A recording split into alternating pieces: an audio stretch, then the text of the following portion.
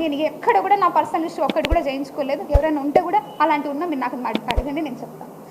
ఈ విధంగా పరిచయమైన వ్యక్తి, ఆయన వయసు ఏంది, నా వయసు ఇప్పుడు 35 ఏళ్ళు, ఆయన వయసు 68 ఏళ్ళు. ఎట్లా ఇది, ఎట్లా మాట్లాడతారు మీరు? అంటే ఏ ఆఫీసరు ఏ ఎమ్మెల్యేతో మాట్లాడద్దా, ఏ మినిస్టర్తో మాట్లాడద్దా, ఏ ఆఫీసర్లు మాట్లాడద్దా? ఇప్పుడు నేను మీతో మాట్లాడుతున్నాను, ఇంత మాత్రాన్ని మీకు నాకేమైనా రిలేషన్ ఉన్నట్ట? ఒక ఆడపిల్ల మాట్లాడకూడదా? అంత పెద్ద అయినంత మీరు మాట్లాడేటప్పుడు కనీసం నేను ఇక్కడే ఉన్నానుగా, సస్పెన్షన్ పీరియడ్లో ఊరు దాటకూడదని నాకు ఇచ్చారు ఆర్డరు. ఆ మూమెంట్లో మీరు నన్ను అడిగి ఉండొచ్చుగా, నా నంబర్ ఎవరి దగ్గర నుంచైనా తీసుకొని ఉండొచ్చు మీరు. సో మీరు అందరు రాసినారు, మీరందరూ మీన్స్ ఎవరెవరైతే ఎలిగేషన్ వేసినారో రాసినారు, బాగుంది. ట్విట్టర్ గురించి మీరు కామెంట్ చేశారు. నేను ట్విట్టర్లో పోస్ట్ చేయకూడదా? నాకు right to freedom of speech లేదా? ఆర్టికల్ 14 నాకు అప్లై కాదా? ఆర్టికల్ 21 రైట్ టు ప్రైవసీ, నా ప్రైవసీని అంతా తీసుకెళ్ళి ఈరోజు మీరు కొంతమంది మీడియాలో పెట్టారు. అది ఎంతవరకు న్యాయం?